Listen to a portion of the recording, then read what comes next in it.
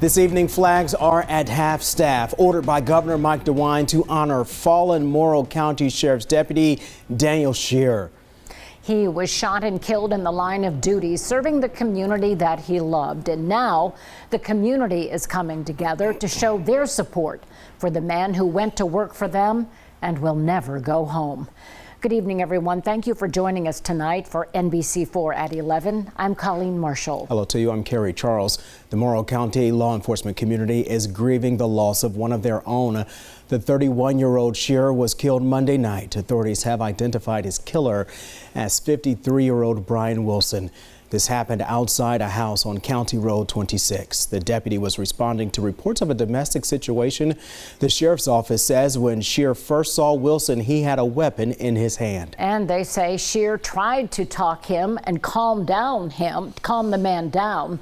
But Wilson responded with several threats, trying to kill the deputy, including saying he should just go if he wants to see his family tomorrow. Records say Wilson approached Scheer and both fired their weapons. Scheer was hit.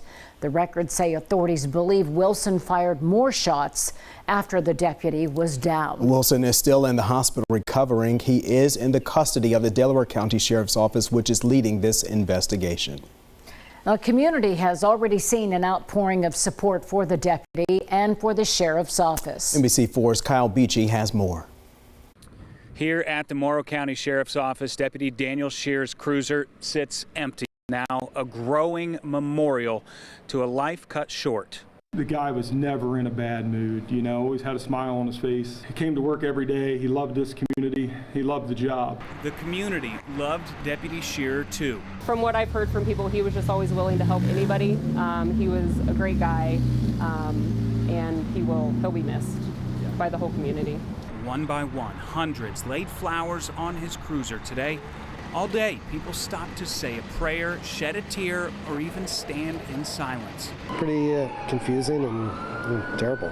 We live in a tight-knit, small community, and everybody is extremely helpful and caring about each other. Others got to work, hanging blue ribbons from light poles in the Mount Gilead town square. Flags now fly at half-staff to honor Deputy Scheer. Deputy Scheer was just starting his life, engaged to be married soon. We have a lot of members here that are first responders, military, stuff like that. He was actually a member here at the gym. So it's important for just everybody to have everybody's back, because in today's world, you don't see a lot of that. Gilead Fitness Executive Director Paige Bierce is taking orders for these blue porch lights to light the county blue. She bought 50 initially, but had orders for over 200 in the first hours. We'll be selling them for a donation for $3. People can donate more if they would like, and all of the proceeds will go to the deputy's family. Mount Gilead Mayor Donna Carver tells me this is the first law enforcement death in the line of duty here since 1940, and it stings. We're such a small town, and everybody helps everybody. We're now learning that the deputy's body will be coming back here to Morrow County. Tomorrow, a procession will start at 10:30 a.m. at the Montgomery County Coroner's Office in Dayton.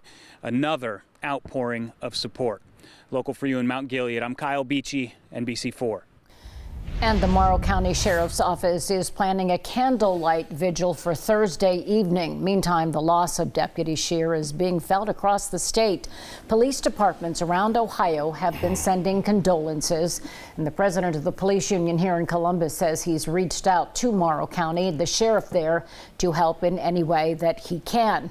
Police often say domestic violence calls can be some of the most dangerous to respond to.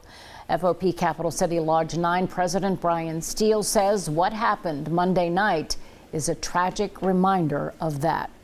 They're volatile, they're hostile, you have a lot of motions, you have people that have been together. Sometimes the abuser has been abusing his spouse or her spouse for years, and now enters the officer coming in. It's a very hostile, very tumultuous situation. Now, those who support domestic violence survivors say suspects who are feeling like they're losing control make situations especially dangerous. Advocates want the community to know that there is help available if you or someone you love is dealing with domestic violence.